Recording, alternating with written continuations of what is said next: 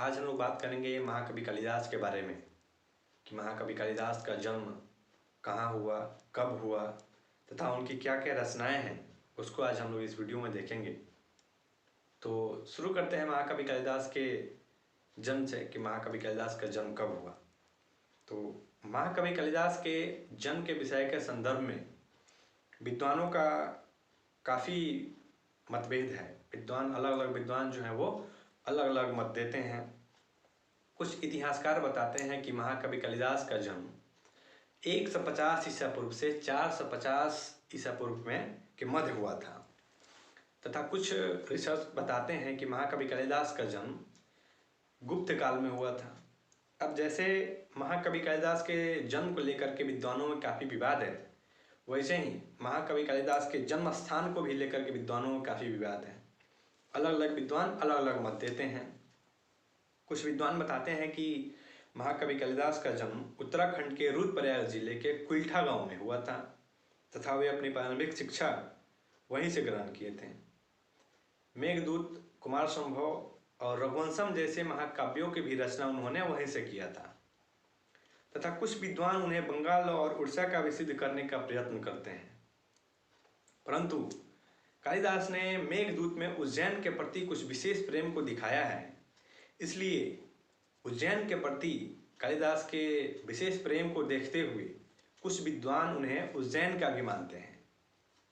तो अब हम लोग जान लेते हैं कि महाकवि कालिदास कौन थे। तो महाकवि कालिदास संस्कृत के कवियों में सर्वश्रेष्ठ हैं। उनकी कृति कौमुदी अर्थात यश की जो चांदनी है वो विदेशों तक फैली हुई है, क्योंकि उनकी जो अभिज्ञान शाकुंतलम है वो विश्व के तमाम देशों में अनुदित हो चुकी है, उसका रंगमंचन हो चुका है।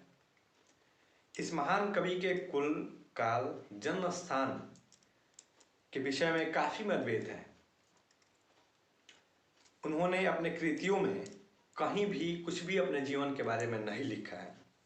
तो अब हम लोग देखते हैं कि महाकवि कालिदास का जीवन कैसा था, कैसा रहा होगा, उसके बारे में हम लोग देख लेते हैं। कहा जाता है कि महाकवि कालिदास जो थे वो महामूर्ख थे। जिस डाल पर बैठे थे उसी डाल को वो काट रहे थे।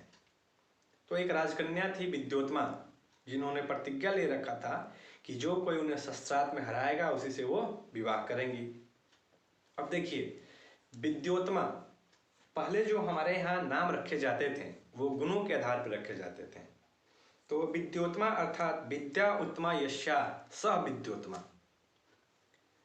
तो वो जो विद्योत्मा थी उन्होंने प्रतिज्ञा ले रखा था। तो अलग अलग राज्य के अलग अलग विद्वान आते थे और विद्योत्मा से शस्त्रास्त्र करते थे, परंतु कोई उनसे जीत नहीं पाता था, सब कोई उनसे पराजित हो जाता था। तो कुछ विद्वान जो थे विद्योत्मा से शस्त्रास्त्र में पराजित होने के बाद उसे उन्होंने अपमान समझ लिया और अपमान समझ करके विद्योत्मा से बदला लेने का निश्चय किया कि हम लोग इससे बदला लेंगे, इसका विवाह जो है हम लोग महामूर्ख से करा के बदला लेंगे। तो वो विद्वान विद्योत्मा से पराजित होने के बाद अपने राज्य वापस लौट रहे थे। तभी उन्होंने देखा कि एक मूर्ख व्यक्ति जो है जिस डाल पे बैठा है उसी डाल को काट रहा है, मतलब यहाँ पे बैठा है तो यहाँ से काट रहा है।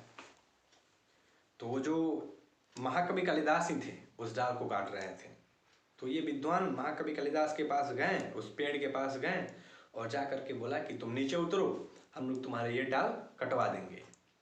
तो कालिदास नीचे उतर गए और वो जो विद्वान थे, विद्वान ने उन्हें आप कपटी बोल सकते हैं, वो जो कपटी थे उन्होंने बोला कि शादी करोगे, हम लोग तुम्हारा विवाह करा देंगे। तो अब महाकवि कालिदास तो विवाह का नाम सुन करके खुश हो गए, वो बोले कि हाँ करेंगे। तो उन्होंने बोला, वो कपटी जो थे वो बोले कि ठीक है, हम लोग जैसा बोलते हैं तुम ऐसा करो, हम लोग तुम्हारा विवाह करा देंगे, तुम मौन धारण कर लो। तो कालिदास मौन धारण कर लिए। वो कपटी कालिदास को अपने साथ ले गए और माथे पे पगड़ी, बड़ा चंदन, बड़ा कुर्ता, धोती पहना करके उनको तैयार किया। अब भाई विद्वान दिखना चाहिए ना, क्योंकि उनको तो विद्योत्मा के सामने ले जाना था। तो विद्वान की तरह बना करके और विद्योत्मा के सामने वो कपटी उनको प्रस्तुत किए और बोले कि हमारे गुरु हैं, आपसे शस्त्रास्त्र करना चाहते हैं, परंतु ये अभी मौन व्रती हैं, ये आपसे संकेत में ही शस्त्रास्त्र करेंगे। तो विद्योत्मा तैयार हो गई, बोले ठीक है। तो विद्योत्मा संकेत के रूप में पहला सवाल पूछती हैं एक उंगली दिखा करके कि ब्रह्म एक है, ईश्वर एक है, परमात्मा एक है। तो कालिदास को लगा कि ये मेरा एक आंख फोड़ना चाहती है, इसलिए कालिदास ने गुस्से में आकर के दो उंगली दिखाया कि अगर तुम मुझे एक आंख मेरा फोड़ोगी तो मैं तुम्हारा दोनों आंख फोड़ दूंगा। तो विद्योत्मा पूछी कि भाई इसका क्या मतलब। तो वो जो कपटी थे वो बोले कि आप कहना चाहते हैं कि परमात्मा एक है, तो हमारे गुरु कहना चाहते हैं कि ब्रह्म परमात्मा एक है, ठीक है, लेकिन वो खुद को साबित नहीं कर सकता, उसको स्वयं को साबित करने के लिए दूसरे जगत की सहायता लेनी पड़ती है। तो विद्योत्मा बोले कि ठीक है। फिर उन्होंने दूसरा सवाल पूछा संकेत के रूप में ऐसे कि तत्व जो है वो 5 हैं। तो कालिदास को लगा कि ये मुझे थप्पड़ मारना चाहती है, इसलिए कालिदास ने ऐसे घूंसा दिखाया कि अगर तुम मुझे थप्पड़ मारोगी तो मैं तुम्हें घूंसा मार करके तुम्हारा दांत तोड़ दूंगा। तो फिर विद्योत्मा पूछती हैं कि इसका क्या मतलब। तो वो कपटी बताते हैं कि आप कहना चाहते हैं कि तत्व 5 हैं, परंतु हमारे गुरु कहना चाहते हैं कि ये तत्व अलग होकर के, पृथक होकर के कुछ नहीं कर सकते हैं, ये एक होकर के ही सृष्टि का निर्माण कर सकते हैं।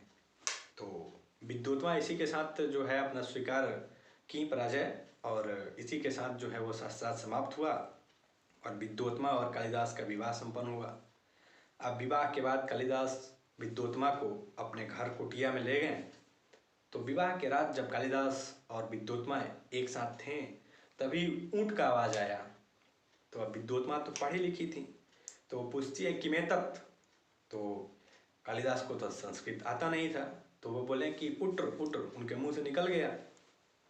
उस समय जाकर के विद्योत्मा को पता चला कि मेरा जो विवाह है वो महामूर्ख से हो गया है। तो उसी समय विद्योत्मा ने कालिदास को धिक्कारा, बेइज्जत किया और घर से निकाल दिया कि जाओ, जब तक विद्वान नहीं बन जाते हो घर वापस लौट के मत आना। तो कालिदास वहाँ पे तो उनका भोज बेइज्जती हो गया।